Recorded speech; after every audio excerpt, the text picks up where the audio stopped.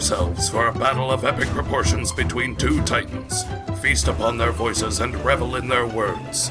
This is Dueling Ogres.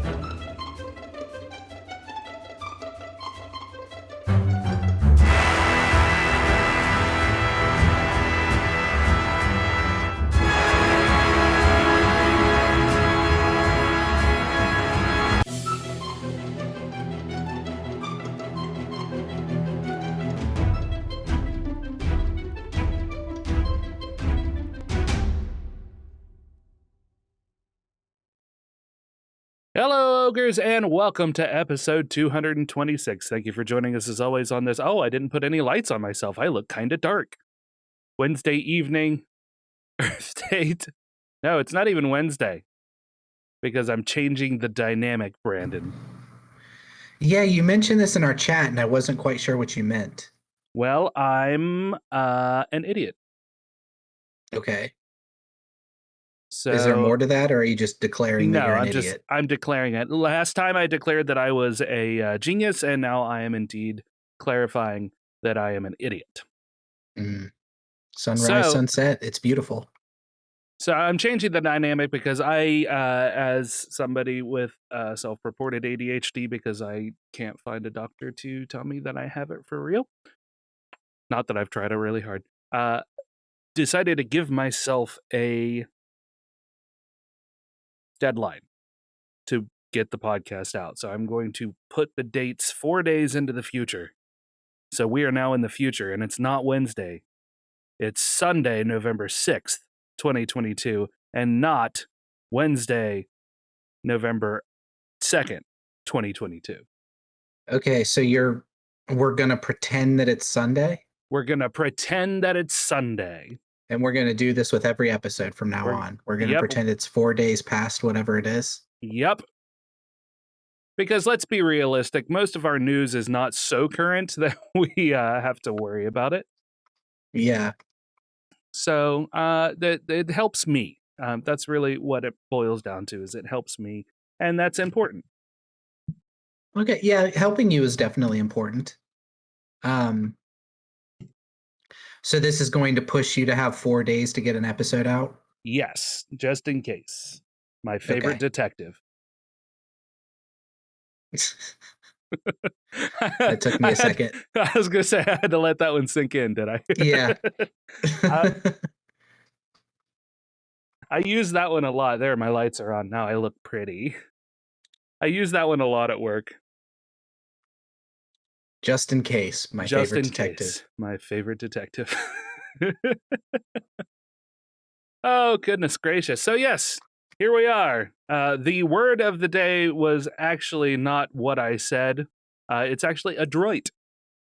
Adroit? Yes, so thank you for joining us as always on this adroit Sunday evening, Earth date, November 6th, 2022.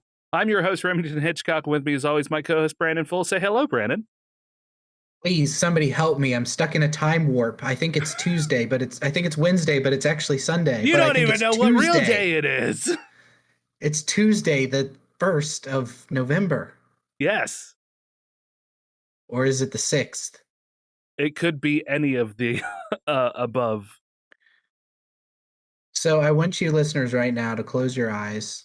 Not if you're driving, but otherwise close your eyes. Or if you're driving. Yeah, well, I don't want to be legally responsible for telling somebody to close their eyes while they're driving. Yes, but if your eyes happen to close while you're in a car, I had no part of that. Yep. Turn your headphones up real loud and get ready to hear us time travel with some good stories not about time travel. None of my stories are about time travel anyway. Yeah, neither are mine. Okay, so just pretend we're talking about time travel, and we'll drop in the word time travel every so often. Yeah. So we haven't done a themed episode in a while, so that's our theme for this episode, is to just say the words time travel occasionally. Yeah, a whole lot. Yeah. Which I think I've succeeded at so far. Yeah, for sure. Time travel. So let's time travel back to 3 days ago since we last recorded Remington. How are you? I'm good. I'm good. How are you? I am good as well. I'm tired. I had a long day today. my day tomorrow is not booked like my last 3 days have been at work. So I only have one appointment tomorrow, which will be easy compared to the stuff I've had to do. So I'm feeling pretty good. Nice. I had one day of work myself, and I've had the last 2 days off. So earlier in the week and not Sunday. So do you have Sunday off? Oh, I always have Sunday off for the moment. Okay, cool. So we have D&D still. Yeah, we do. Also, I actually managed to get Saturday off. So like, my manager was just like, I got quiet again, didn't I? Not to me. Oh, well, maybe I'm okay. Anyway. Oh, now you sound all robot-y. Oh, cool. I love being a robot. And, okay, you're not a robot anymore, but now you're super low. What? Yeah. So, if anybody wants to help a brother out, I need a new damn mixing board. I'm not even going to get a mixing board per se. See, I'm quiet again. Fuck this thing. What are you going to get instead of a mixing board? So, I want a 2-channel Focusrite, and I want it now. I want it fucking 4 episodes ago. They're $200. $200? Yep, exactly. I will come over to your house, and for $100, you can plug shit into me wherever you want to, and I will make your voice sound beautiful. I'm willing to give that a try at this point. I don't have a USB-C, though, but I do have a new USB-D. I like it. Nice. Yeah. Well played. I like it. Thank you. Oh, so yeah, we haven't been doing much because it's not really actually been in reality too many days since we recorded last. No, we recorded Sunday, so 3 days ago. I do, speaking of D&D, though, I have been playing a game with Larry, also known as Mumphrey. Yes. And his 2 sons. Yes. I've been playing every Tuesday, and it's been a lot of fun. Last night, we tried a game called Barbarians of the Ruined Earth. Which is like a post-apocalyptic sort of Mad Max Thundar the Barbarian world. Yeah. And I rolled up a little dinosaur guy as my character, and we played through a one-shot. It was a lot of fun. It was strange because I've only really played D&D. So with this, it was like you had to roll under. So say, hopefully I can explain this properly.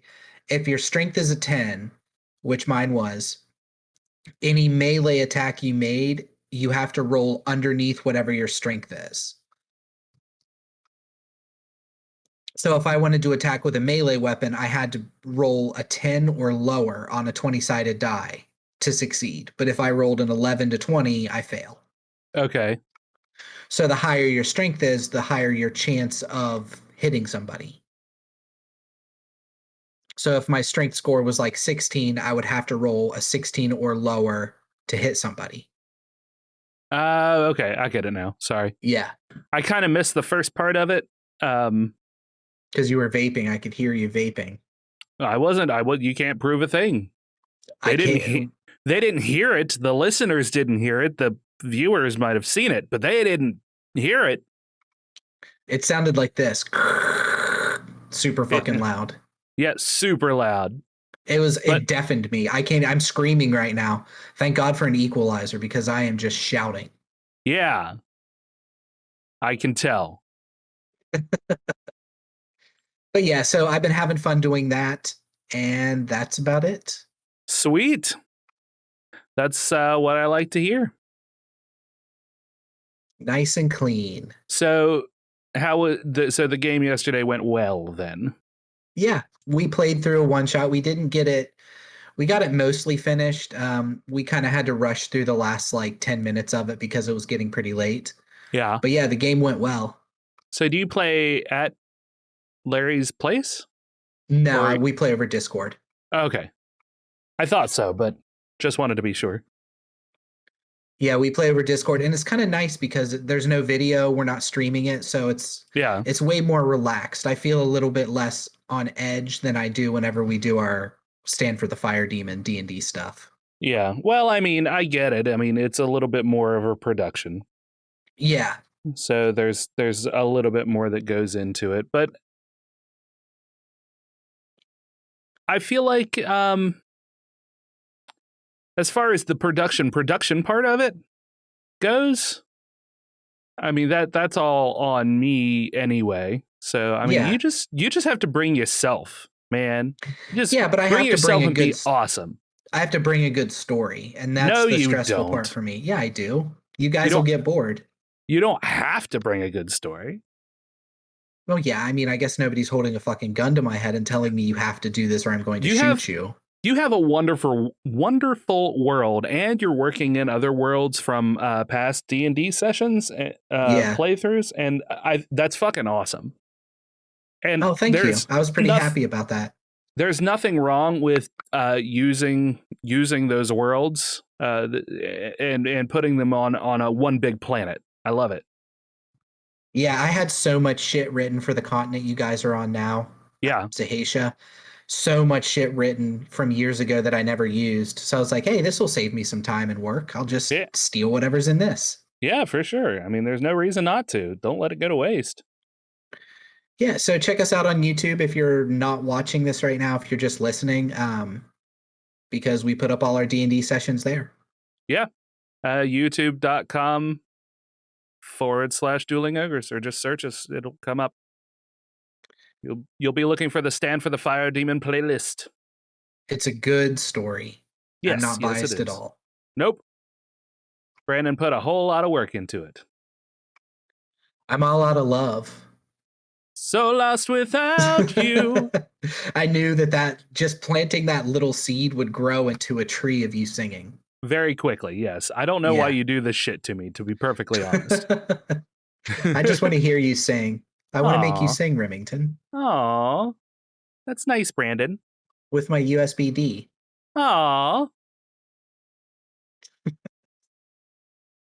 So, what do we have for stories? Do we have stories today? Yes, we have some stories. We have a couple of stories. This might be like the fastest podcast we've ever done. I mean, we're only 12 minutes into the actual 13 minutes into the recording.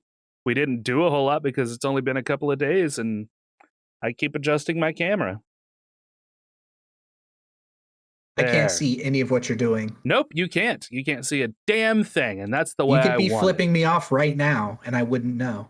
It's true. I could be. I would never do that, but I could be. You could be doing like that jerk off motion whenever I talk, like, God, this guy's such a jerk off. Yeah. And I would never know either. No, not unless you watch the video, but I know you're not going to, so we don't have to worry about it. Because I'm not doing anything in anyway. I know. I definitely wouldn't watch the video. And that's one of the things with the other YouTube channel that I run, or I help run for We're Probably Not Okay, where we do the Pokemon playthroughs. I actually have to listen back to the episodes because I do the editing for one of the two shows that we do. Yeah. And I hate listening back to myself so much. It's not that I hate my voice. I've gotten used to hearing my voice on recording, and I know my voice, you either hate it or you love it. I get that. But I just catch myself like, man, I should have said something there. Ooh, that silence was awkward. Yeah. That was funny, but that wasn't funny. You know, stuff like that. Yeah, I get it. I mean, I've been I listened to this past one, and of course we haven't recorded for a little while, so you know the rust was on. It was going. Did I go soft again? No, kind of. Nope, you're still nice and hard. Okay, good. I noticed that there were several times where my brain just straight up shut down, and I didn't have anything to fill the void, and I'm not cutting the void out anymore. So just trying to save myself as much time as I possibly can. You know, trying to fight that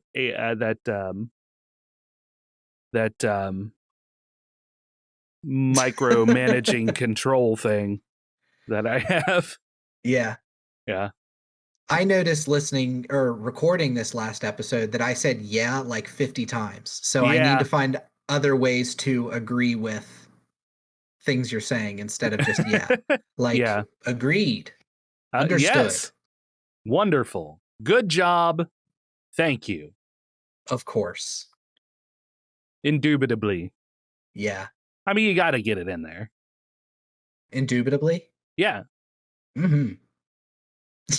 All right. So why I started last time, I think. So why don't you bring the heat? Why don't you go fuck yourself? Okay.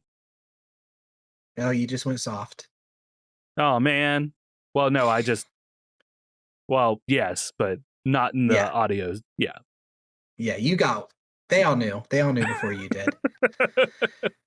We have actually discussed this story, but it has been many, many years since I've talked about this. So I'm Okay. just going to breeze over it lightly.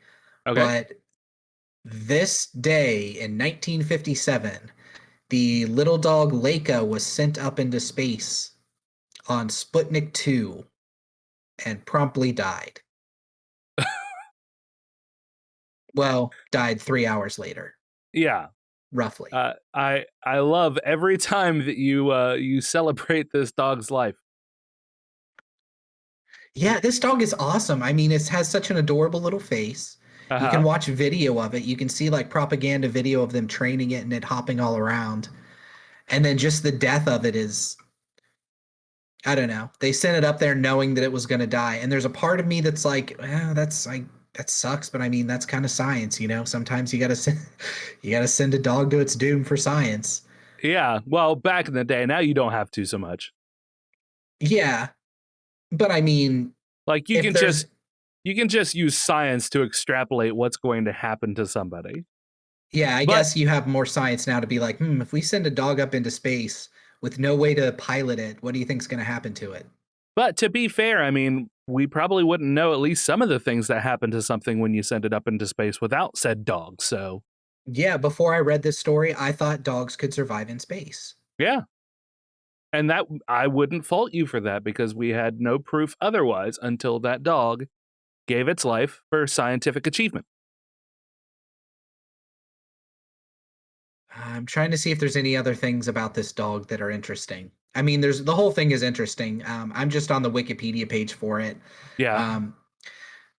So because I will apologize now because we recorded only 3 days ago, I didn't really have a lot of time to get stories. So we're just going to be nice and smooth and talk about Leica. Yeah, you don't have to apologize for anything. They don't care. They just love us. Yeah, that's true. They don't. Yeah. They don't care about our C episodes or our B episodes or sometimes our F episodes. Yep. So I have a couple of stories for if you don't have anything else about Leica. Just a moment of silence and check out the Jonathan Colton song Space Doggity about Leica. Okay. It's pretty good. Okay. Should we some moment of silence now? Yes.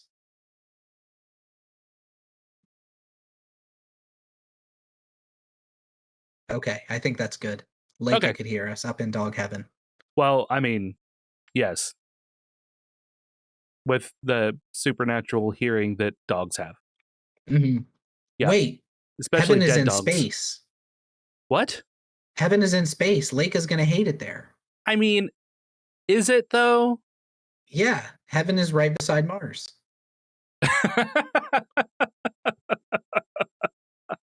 Oh, okay. Makes sense.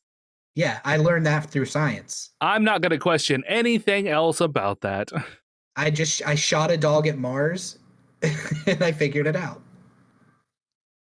So I found out literally just, I don't know, half an hour, 45 minutes ago that, and I think I had heard it before, but I didn't know that anything was actually coming of it. Okay.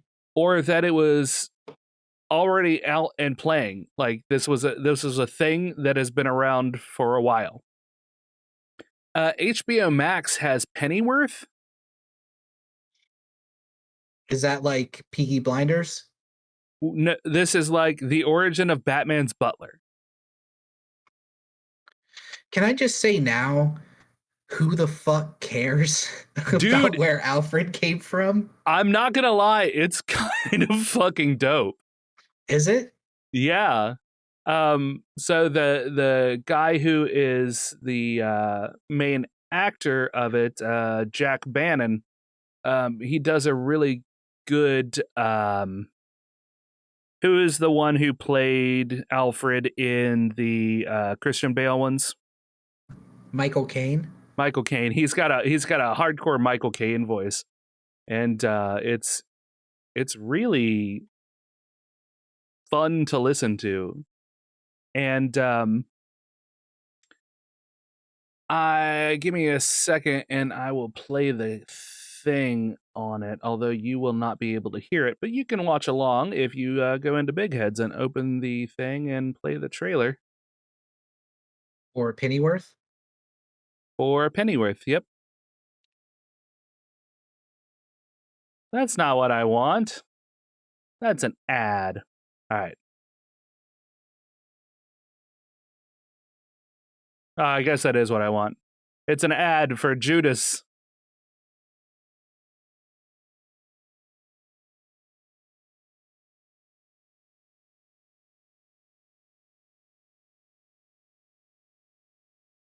These people, they need you. My name's Alfred Pennyworth.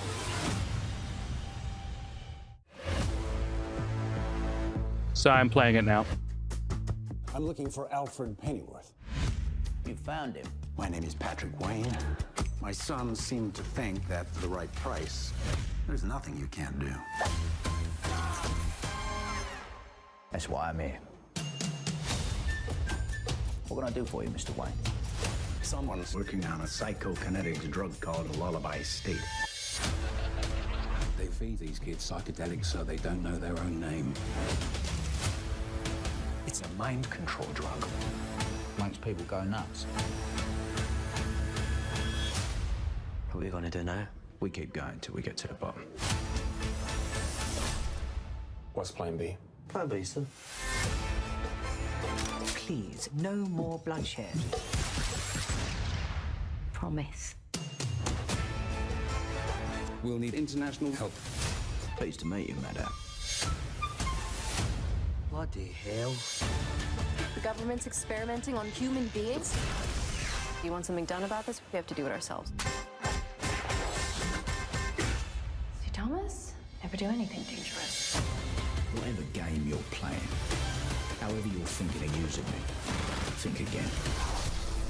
This is only the beginning. Put out an emergency bulletin for the arrest of Alfred Pennyworth. I doubt Alfred can fix this now. Trust me. I've been toying with several ideas. I'll explain Grappling hook gun, is it? Give her here. how it works. You shoot it at your target, flip the switch on the side, and away you go. Bloody hell, it worked. Okay. So are you going to leave the trailer in the episode? Yep, probably. Won't our episode get flagged though? I don't know, maybe. Doesn't matter. We have 100 guys. We have 100 people. Oh, okay. So that's not that many. Yeah. But every one of them is fantastic. They are. Give me just a sec. This is still fucking playing stuff, so one of these days I'll be able to do this right. I look forward to that day that will never come. Me too. So I assume you watched the trailer too? Nah. Okay. Yeah, I did. It actually looks good. It could be anybody. Why they're making it Alfred, Batman's butler? Well, I think seems dumb. so. You can watch season 1 and 2 on Amazon Prime if you were so inclined.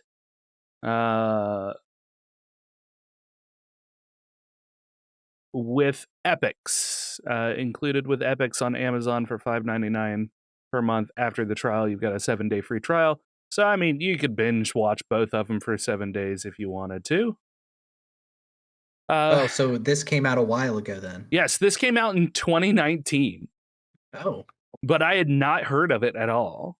Yeah, so neither had I.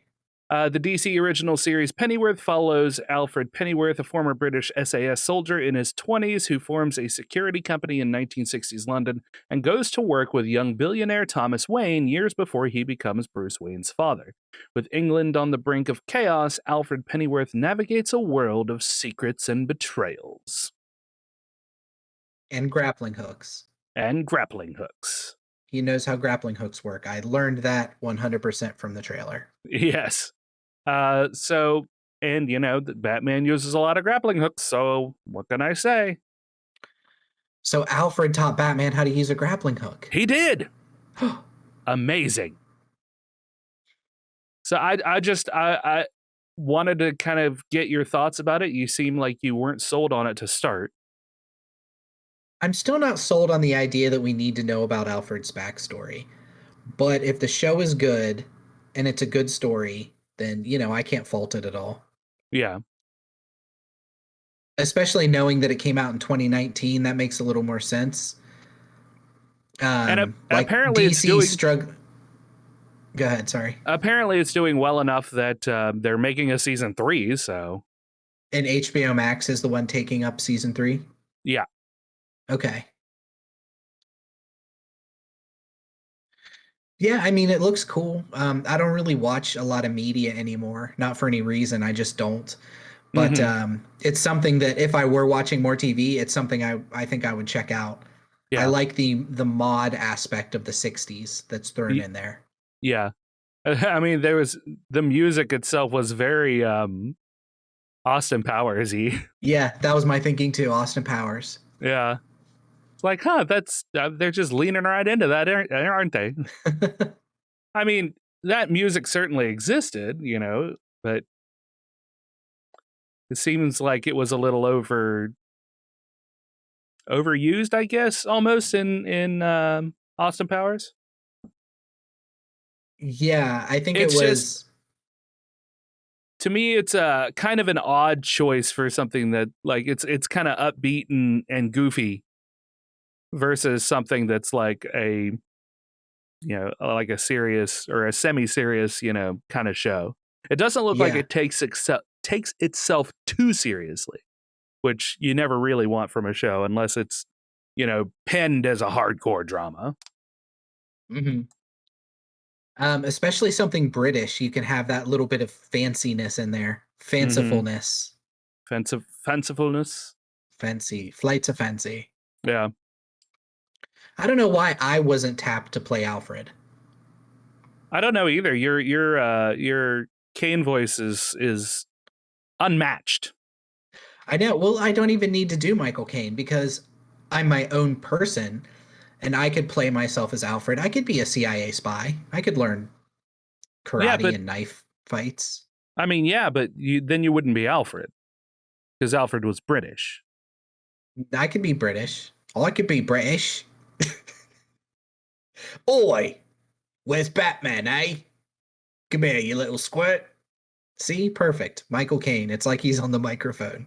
Yeah, I told you it was uncanny. Like my ventriloquism from last week. Your turn. Do a thing. My turn. Amazon is changing its ebook return policy. What? How's that for an exciting title, huh? Well, I found that. Did we not talk about that already? Nope, not that I can remember. Okay, well, your memory is better than mine, so I am deferring to you, good sir. How are they changing it? Because I already know. No, so this is not a secret. I thought my author friends would be interested to know this. Yes. Because we do have quite a few authors that listen to this show. It's going to change its ebook return policy, so automatic returns, you can't have read more than 10% of the book before you return it, as opposed to whatever the original return policy was. I couldn't find quickly, but I think it's 7 days. Yeah, something like, I mean, it was just, you could read 100 books if you wanted to in 7 days. Yeah. So now you can't have read more than 10% of it. Yep. Do you have any thoughts on that at all? Oh, I love it. I absolutely love it. It's because what would happen is somebody would read a book and then get a refund on it, and that money would be taken away from the authors. Yes. And that's fucking bullshit. And Amazon knew it was bullshit. It honestly took them way too long to get to this point, but at least they've gotten there, and that's important. I think that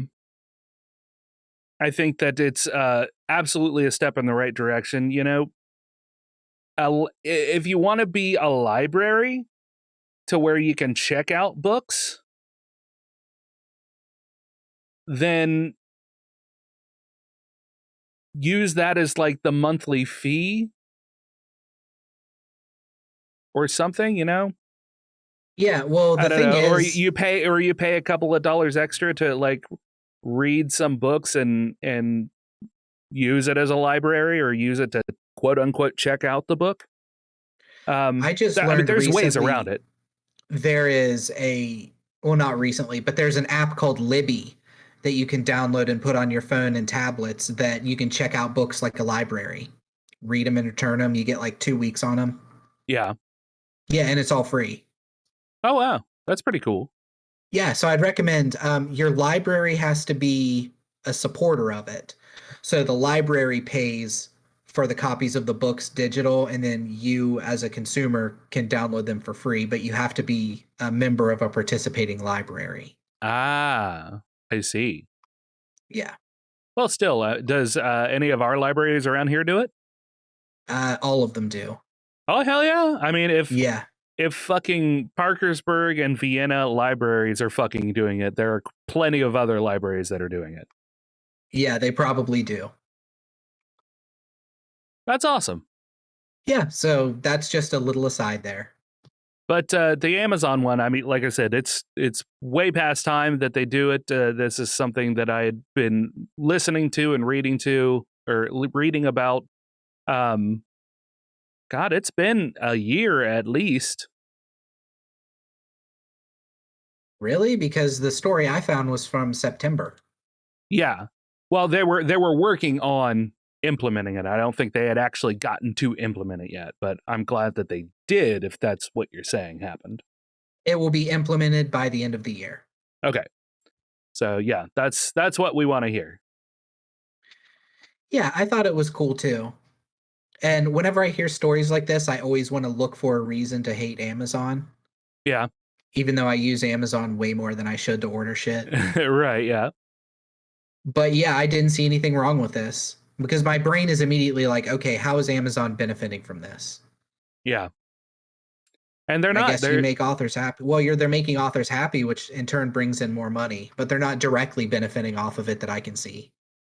No, I mean, they're doing the right thing, really, is what it boils down to. That was a definite problem. I mean, in fact, it makes, because, Amazon will get a cut for sure. Yeah. So if you piss off the people who are publishing stuff to your platform, then they stop publishing shit to your platform and you're no longer making any money off of them.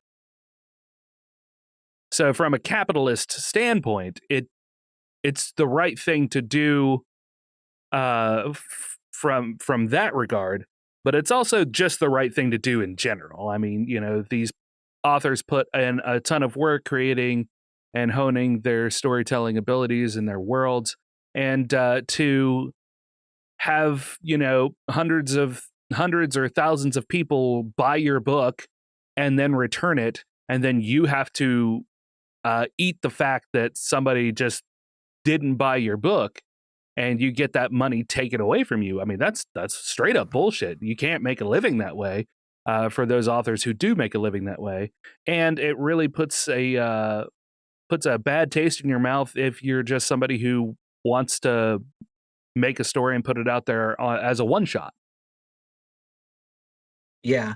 Well, but I have to say, and maybe I'm playing devil's advocate here, don't authors make enough money already? I mean, we can ask Terry the next time he wants to come on. Authors are the highest paid job in America. I'm pretty sure I read that somewhere. Yeah, I don't think you're correct, but you know, like I said, we can just ask Terry. No, I learned it through science. I dressed up a dog as an author. And made them write a book. Yeah, within a year, it was the most famous dog in the world. I mean, And that has that less dog, to. J.K. Rowling. Her name originally was J.K. Growling because it's a dog, but I thought that would be a little too on the nose. So, where did all the problematic stuff come from then? Yeah, I also learned that dogs really hate trans people and are against trans rights once they become super rich. But not before. No, before she was a cute little pup, but, you know, time makes fools of us all, I guess. Oh, that's rough. Oh, God. Pun intended. Yeah, pun absolutely intended. All right, hit me with a story, Remington. I will hit you with my best shot. Fire away. God, I love it. So this is still in the entertainment news. This comes from GameSpot. Equalizer 3 film caterers busted with 120 grams of cocaine on set. On set? Yep. The subcaption is, "We've got finger sandwiches, chips and dip, donuts, hard drugs, and..." So Denzel Washington's Equalizer is all about righting wrongs, but this week the crime on set was real instead of fictional, as Italian police seized over 100 grams of cocaine from some of the film's caterers, via Variety reporting. Investigation began after the head of the film's catering company died suddenly of a heart attack on Monday night. Small packages of cocaine were found among his clothing, sending the police toward the catering company's hotel rooms. There, the police found 120 grams of cocaine, arrested 2 other members of the catering company on charges related to drug dealing, and revoked a third employee's driver's license for possession. Okay, so how much is 120 grams of cocaine? Like, because I'm terrible at visualizing this kind of stuff.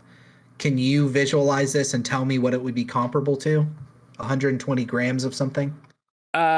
Yes. Probably, I would say maybe... Well, I've never handled cocaine, so I honestly don't know how light it is. Hold on, let's see if Google will tell us. What does 100... cocaine feel like? What does 100 grams of cocaine look like?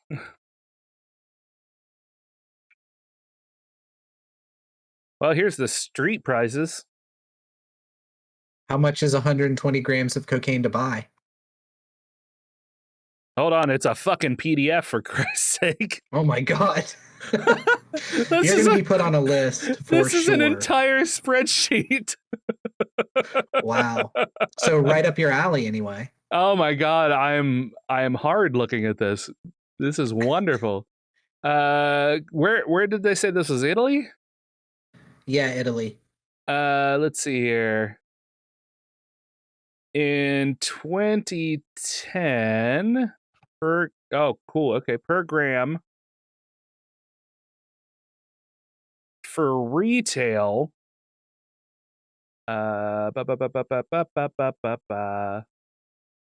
In 2010, 92, I assume, yes, dollars per gram, $92 per gram in 2010.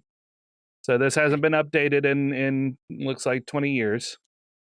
So about $10,000 worth of cocaine, $10,000 plus dollars worth of cocaine. Yeah. A lot of cocaine. Yeah. What does a gram of cocaine look like? It's just going to be in like a little baggie. Like a little Ziploc bag. Most common street price for a gram of cocaine in the U.S. is around $120. However, this can vary drastically by state. How close to cocaine manufacturers it is bought. A gram of cocaine in Colombia costs as little as $4. And how close to heavily populated urban areas it is bought. An 8-ball, my favorite thing to do, is a weight of measurement of the substance that is equal to 3.5 grams or an eighth of an ounce. So, okay, so 3.5 grams is an eighth of an ounce. So that would mean 28 grams would be an ounce. And ounces is a little bit easier for my American brain to wrap around. So your mouth holds about 3 ounces. So when you take a gulp from a drink, that's about 3 ounces. 3 ounce shot. So multiplied by 3. So 84 grams roughly would fit in a shot glass. Right? No. I don't know. Three point- My brain shut down immediately when you started talking math. I just want to know how many grams of cocaine I can fit in my mouth. You could fit 3 ounces of cocaine in your mouth, Okay. which would be 84 grams, Okay. I think. If I did that math right, anybody who's a mathematician can absolutely correct us in any of the comments sections that are below, whether you be listening or watching.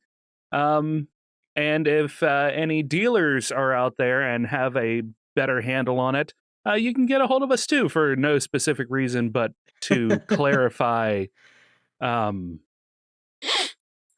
stuff there. So if I wanted to Pac-Man cocaine, I could eat all of this cocaine in 2 bites. Yeah, sounds like it. Okay. That's all I needed to know. Yeah. And now I'm going to... Maybe 3 bites. Maybe 3. I'm going to go ahead and book myself a flight to Colombia. Uh-huh. Uh-huh. Good call. So My yeah, favorite thing about this article, though, can I say? Yeah. Is at the very bottom where it says, the products discussed here were independently chosen by our editors. GameSpot may get a share of the revenue if you buy anything featured on our site. All right, if I go to Colombia and buy, they get a cut. Cool. Yeah, GameSpot gets a cut. So this is relatively short. Equalizer 3 stars Denzel Washington and Dakota Fanning, who starred together in the Tony Scott-directed film Man on Fire in 2004, 18 years earlier. Oh, it stars Denzel Washington and Dakota Fanning. I thought they were going to say that they commented, but I was reading that incorrectly. And Tuan Fuqua? Sounds right. Is directing the picture with Richard Wenk writing. The pair also directed and wrote the first 2 Equalizer films. Have you ever seen the Equalizer films? No, I don't even know what they're about. They're pretty good. It's a little weird to see Denzel Washington in like the action star role. But that's really what he's doing. It definitely has like Transporter vibes, but not quite. And they're not bad. I've enjoyed them when I watch them. Of course, I have fucking terrible taste and love everything that I watch. So yeah, you do have terrible taste. So it's an action movie then? Yes. And Denzel Washington. Is it lots of gunshots and gunfights and stuff like that? There's gunfights. There's him doing a little bit of hand-to-hand stuff. It's I wouldn't call it martial arts per se. If I remember correctly, he was an ex-soldier.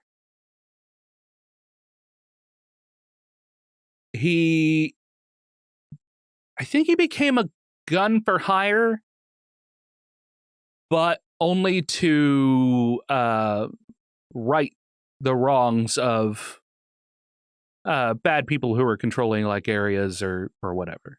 Or something. Yeah. Something action-y, basically. So if I'm not mistaken, he gets paid to do what he does, but it's all, very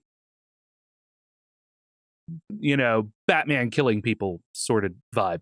Yeah, I gotcha. Yeah. So yeah, that's It's mine. probably something I will never watch. I recommend it. So go do it. Fuckface. I might check out Equalizer 3 and be like, and that guy's on cocaine, and kind of point him out in the background. Yeah. Good That idea. might be fun. Yeah, could be. So my final story. Oh, Okay. Go ahead. No, you're fine. I was just gonna make a joke. It's not even important. It was only half formed anyway. Alrighty. My final story is D&D 1 or 1 D&D playtest for October. I know we talked about this a few episodes ago very briefly and said that we were going to deep dive into it, and then we never did. Yeah, sounds good. Yeah, sounds like us. But this isn't going to be a deep dive. I'm just going to go through. This is off of cbr.com. Okay. And I'm just going to go through the list and stop me if anything sounds interesting to you, okay? Okay. Number 10, spell lists have been reorganized and restricted. Okay. Number 9. Well, hold on. I mean, you got to give me a little more than that. So, like, how? In 5th edition, every class has its own spell list. There's plenty of overlap, but every class has at least some unique spells. 1 D&D does away with it. Instead, there are 3 overarching spell lists, and different classes get access to different ones. The spell lists are Primal, Arcane, and Divine. Oh, I think I did hear about that. The Bard uses the Arcane list, the Ranger the Primal list, etc., etc. Yeah. I don't know if that's going to make it easier or harder, to be honest. And within that, the Bard only gets access to the schools of Divination, Enchantment, Illusion, and Transmutation. Yeah. So yeah, it's divvying up your spells even more. I guess, to me, it seems like they're trying to make each class feel more unique in some way. I mean, I would say that I agree with that statement, but also it goes a long way to making it a little easier to play a caster, like spells that and make you think outside of the box on how to use the spells that you do have. Yeah. I feel like having a smaller spell list really kind of forces you to reach outside of the box and see what's really possible with the spells instead of just automatically casting a fireball. Well, sometimes you got a fireball. Sometimes you do, absolutely. Is so iconic. I think that's why people tend to gravitate towards it. Plus, it's overpowered for the level. Yeah. But at the same time, there's so many more, especially with bards, so many more fun things you can do story flavor wise with some of those more nebulous spells. Yeah, I'm not sure who they're trying to appeal to with this stuff. Like the entrenched players or the new players are trying to find a balance and make everybody happy. Yeah, could be. Number 9, they have added in the new races, which I think we did discuss, Ardlings, which are the celestial equivalent of tieflings. Yeah. And orcs are now a playable race as well. About time. I know, finally we can play as an orc instead of a stupid half orc. Yeah. Number 8, sign language is officially part of the core rules. That's cool. I want to interject here. You can really play any race you want to in D&D, and you've always been able to do it. Yeah, but I mean, especially in 3.5, you had to buy, like, you could use it out of the monster manual, but if you wanted to play like a lizard folk or a gnoll, you had to buy the beast race book or know a friend who knew the rules. I disagree because if I'm not mistaken, even in the either monster manual or the DM's guide, it has a section on how to adjust a monster for a player character. Yeah, but it also didn't go into the weird thing 3.5 did where monsters had their levels. So, like, if you wanted to play as a Minotaur, you automatically have a level adjustment of 3. So, at first level, you're still a third level. You're equivalent to a third level character. Yeah, for sure. And I mean, that goes back to the fact that D&D is something that is not controlled by Wizards of the Coast. It's something but controlled by the DM at the table. And the DM's responsibility to, you know, have that discussion with their player that says, hey, you know, this is a first level campaign. You want to play a Minotaur? That's great. I'm going to dumb you down right now because technically speaking, you're a third level or fourth level with a single level. So fourth level with a 3-level adjustment. So I'm gonna drop your strength down. You know, you're gonna be weaker. You're gonna be young, inexperienced. You know, so maybe you're not as smart or whatever the main like thing that makes them overpowered is. Yeah, like take damage out of their gore attack or something like that. Yeah, exactly. And again, that goes back to, I don't think the DM's guide said anything about the level adjustment. It's just like, this is how it is. It's been a long time since I've looked at that, so I'm not entirely sure off the top of my head. But the level adjustment was in the monster manual. Yeah. Under certain races or under certain monsters, I guess. Yeah. So again, I mean, everything always comes back to the DM and how they want to run their game at their table. Oh yeah, absolutely. And I think that that's kind of what they're going for. Yeah. Sounds like it. Number 7, the Bard and Ranger are now prepared casters. So if you're not a D&D player, some races or some classes will just learn their spells. Like a wizard has to write down their spells in a spell book. So they're a learned caster. Whereas some people are prepared casters, where you have the entire spell list available to you, but you can only prepare so many spells a day to cast. So you have to pick those every day if you want to change them up. Yep. Bard and Rangers are both prepared casters now. I'm interested to hear how they prepare or how they actually get their spells. For Bard, honestly, it makes sense to me. I've never really understood why bards have magic. I can understand because you can 100% be a bard and be charismatic and play an instrument or sing or tell stories or whatever with no magic involved whatsoever and have a fine time playing that character. So yeah, but what are you going to get at higher levels if you're not using magic? Right. Better at playing your instrument? Like, it's kind of boring. Well, that's just it. When it comes to roleplay has no levels. So the only thing that really is affecting your ability to, you know, talk somebody out of doing something or talk somebody into being your friend instead of an enemy is the roll of a dice on the charisma modifier. Yeah. So if nothing else, you just fucking raise their charisma to ridiculous levels. I mean, I could sit down and probably in about 30 minutes, maybe an hour, pump out a variant bard that has no magic and would be viable until level 20. In an hour? In an hour. Wow. You are very confident of your skills to pump on a bard. Yes, I am.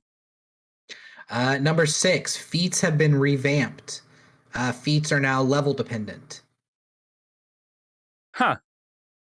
So only a handful of feats are available from first level, with many more becoming available at 4th. Okay. In addition, every feat at 4th level now gives an ability score increase. Which they've dabbled with in 5e. There's some that also give you a benefit as well as something else. Yes. So that's par for course, I would say.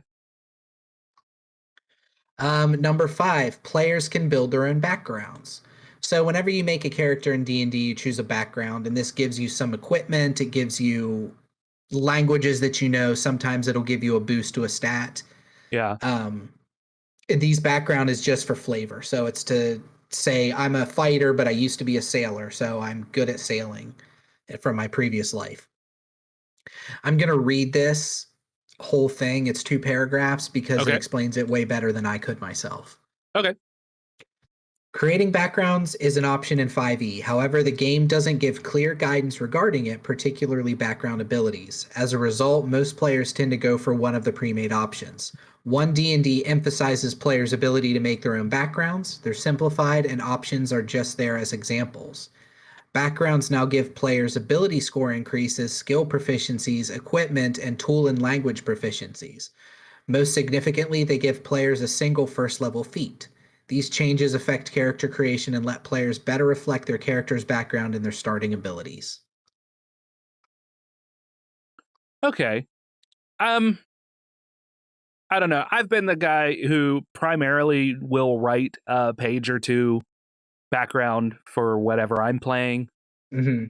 And then I try to, as best as I can with my limited memory of my background, play into situations the way that that character would.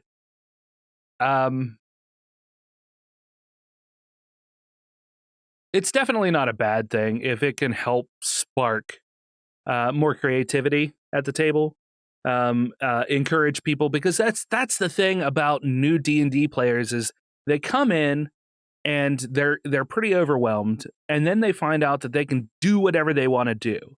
And 9 times out of 10, they're timid about it. They don't they don't know how far they can push the button. Yeah, and the 1% is the one who's like, all right, I'm gonna go up and I'm gonna fucking put a bolt through the innkeeper's face. Okay.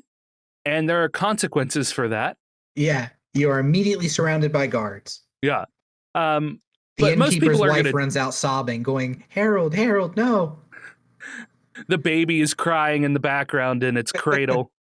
He was 1 day from retirement. The dog howls at the moon for losing its master and best friend. But yeah, I mean the 90% or the 99% of new players do not know that that's a thing that you can do, and don't want to push players those boundaries. often are embarrassed by it.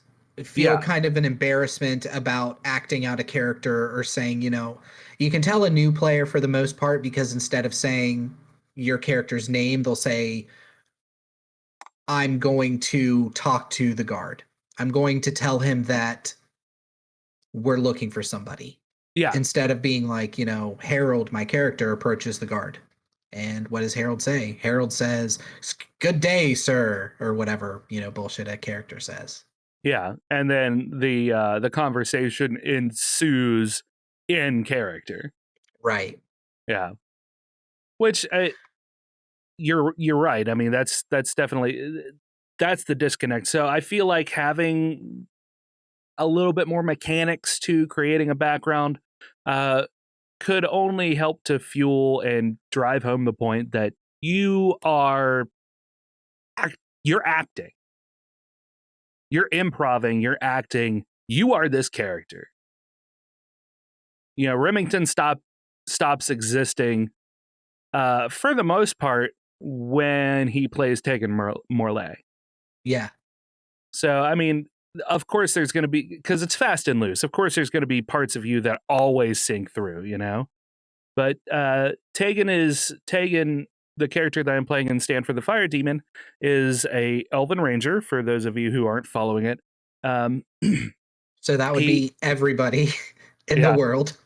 He is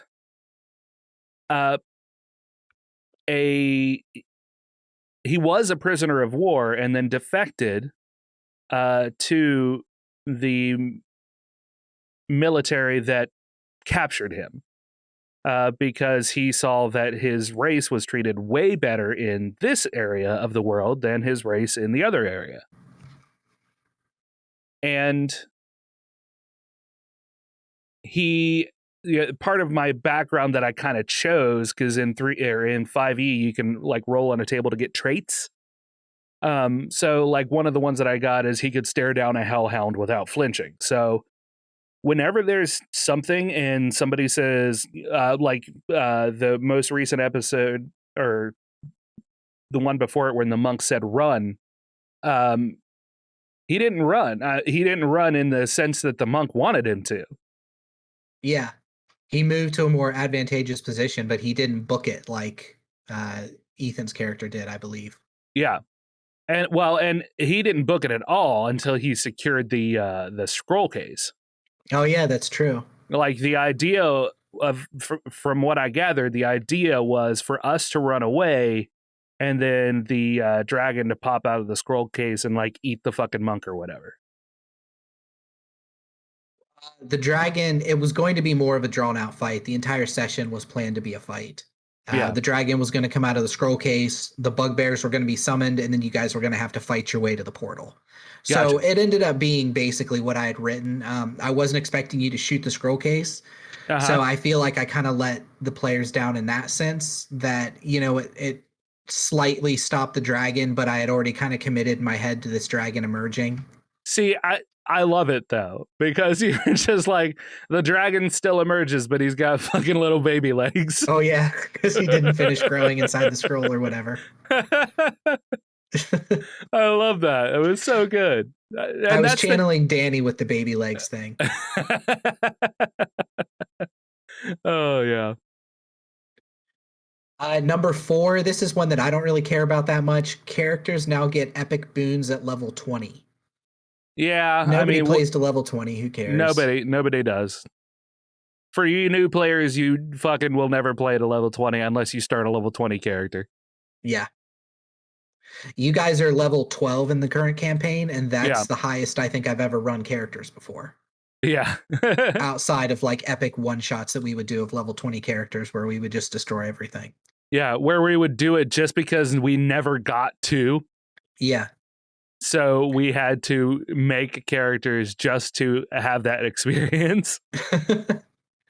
Number 3, ability score improvements have changed. We kind of went over this with the backgrounds. In 1D&D, backgrounds now affect how ability scores are improved. If a player builds their own background, they can choose how to increase their scores, while pre-made backgrounds will have preset improvements.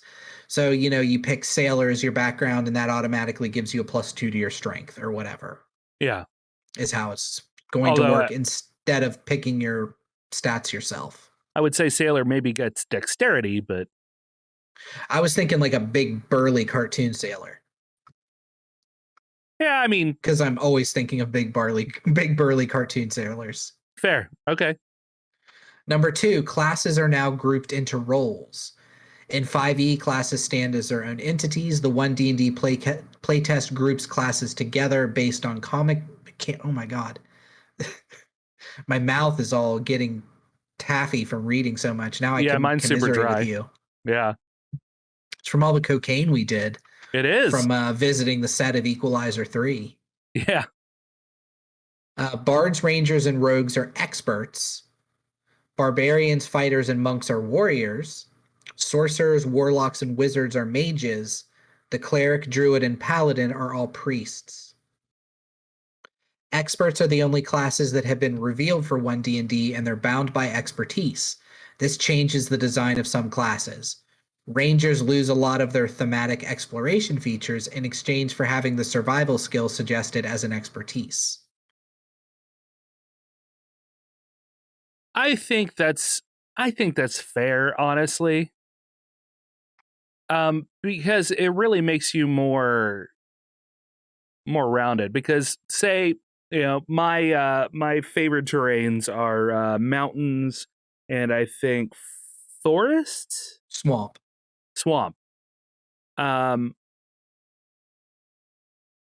But honestly, like tracking and stuff, it's gonna be the same anywhere you go, and you're gonna roll a survival check anyway. Yeah. So why not just boost survival as a generalized thing, and do away with these ancillary builds.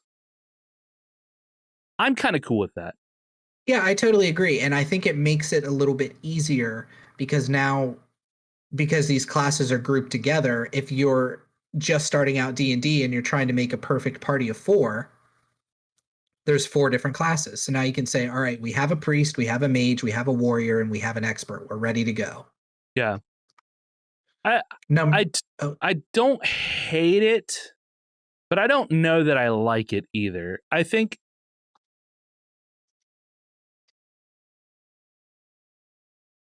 I almost feel like it's an unnecessary compartmentalization.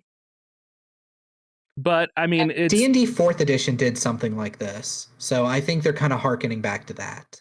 Maybe. I don't know. I know nothing of 4th edition, so. Yeah. Number 1, critical successes have been completely changed. And this is the one that we talked about before that got the internet up in arms. Yeah.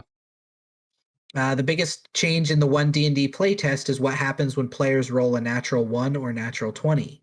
These have been termed critical failures and critical successes, respectively, and ensure success or failure regardless of the task's difficulty. More recently, critical failures also grant characters a point of inspiration. Critical hits have changed considerably, however, as rolling a natural 20 only doubles the damage dealt by weapons and unarmed attacks. This means spells, most monsters, and even class abilities like Sneak Attack and Divine Smite are less effective in combat. Yeah. Which, I mean, as long as they're balancing HP and stuff for that, then it's fine. It doesn't matter. Yeah, but sometimes it's just fun to roll a shit ton of dice, you know? Playing a rogue, Sneak Attack. Rogues, I feel like, don't really get a whole lot unless you're using flanking rules. Yeah, but it's super easy to use flanking rules. Yeah, which then gives them their Sneak Attack as long as something is flanked. Yeah. So, but otherwise, I mean, rogues carry like a rapier, you know, carry a short sword or something. Yeah, usually a light something melee. with finesse. Yeah. And that's only because their main stat is dexterity. Yeah, but I'm saying that the weapon that they carry deals like a D6. And that's it. Yeah. Without the Sneak Attack. But that's also, I kind of feel like that's limiting yourself because, you know, you could have a rogue that specializes in poisons. And at that point, it doesn't matter that does a D6 if you're using a poison that incapacitates the enemy. And then you just stab them right in the throat. And then you just coup de grace them and it's over with. Yeah. There are poisons out there that what's it called?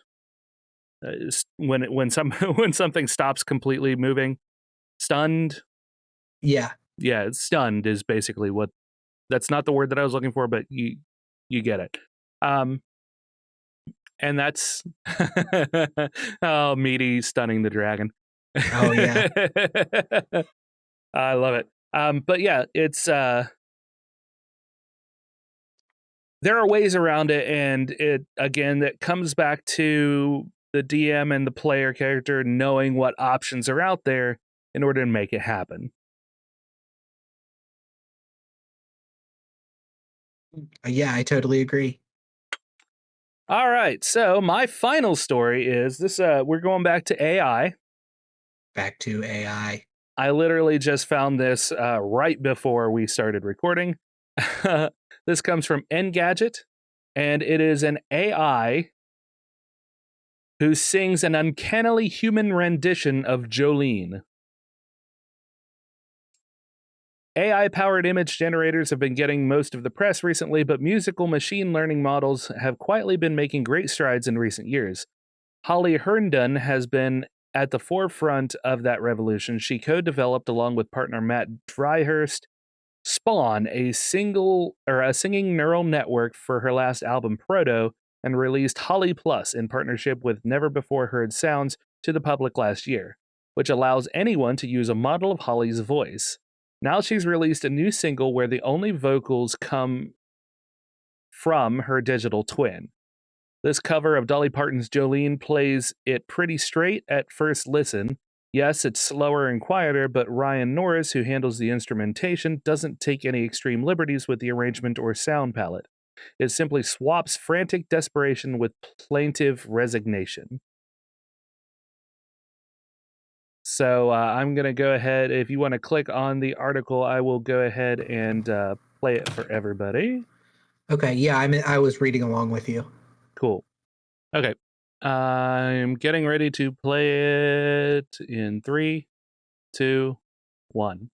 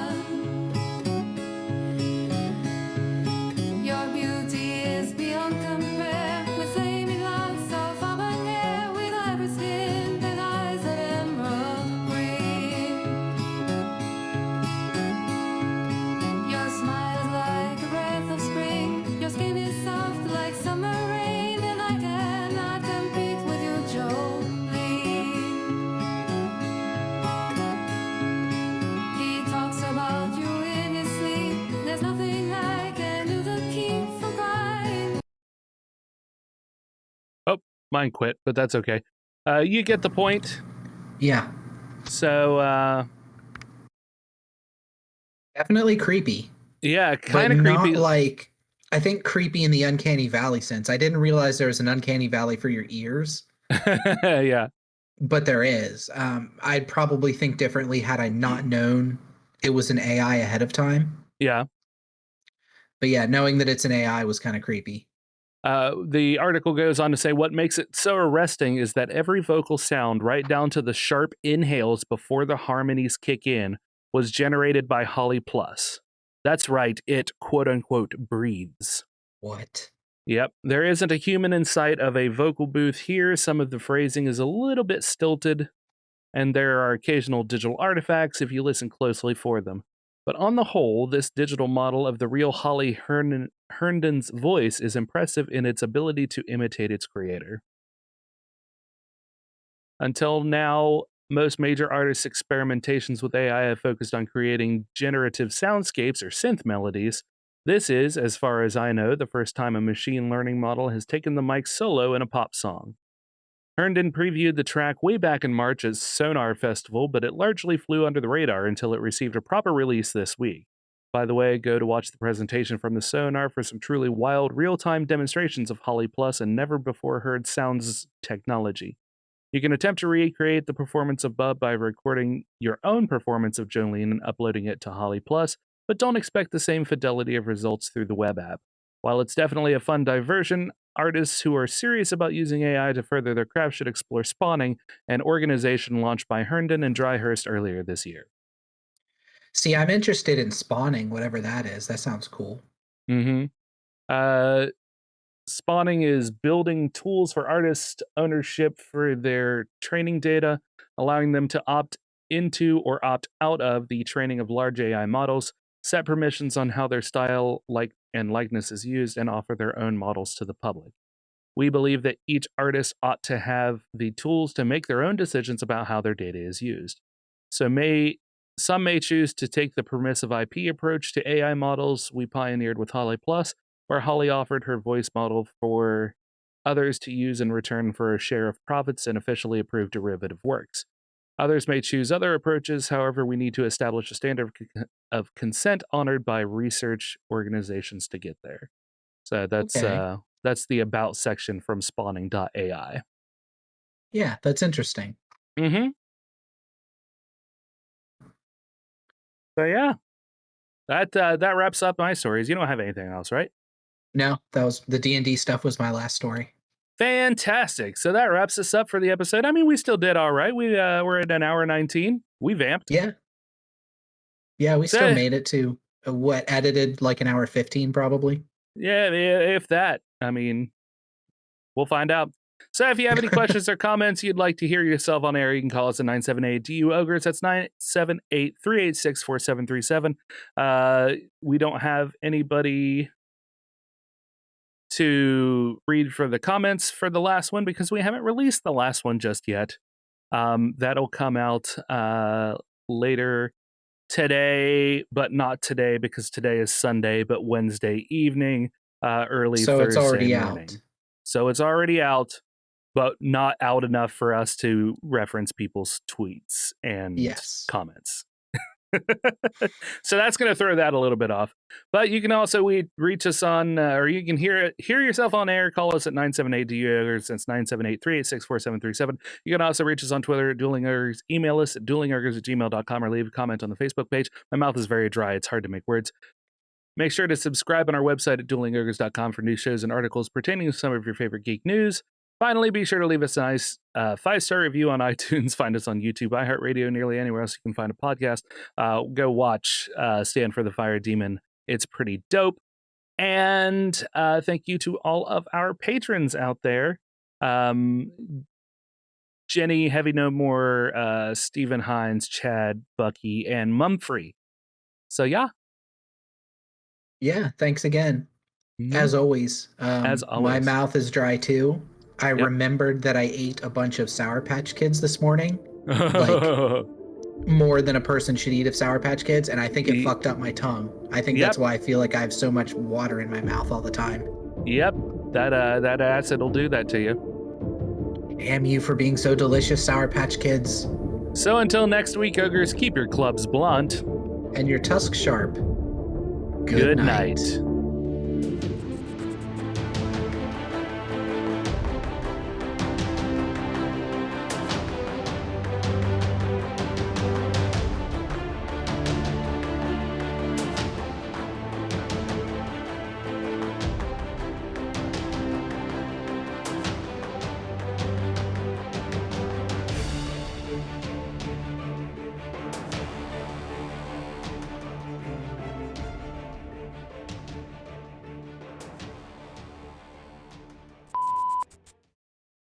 So, fun fact in the recording, now that that's over, when we did it, it lined up.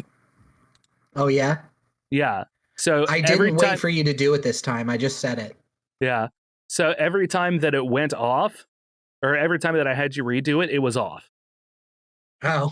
So I think it's going to be fine. I think it ends up somehow matching up in post. Hell yeah. So I'm down with it. Yeah, that's cool. All right, that's another episode in the can, and we'll talk a little bit later, maybe Sunday, about when to record again. Okay? Okay. Yep, sounds good, man. All right. I will talk to you later. All right, bye. Bye.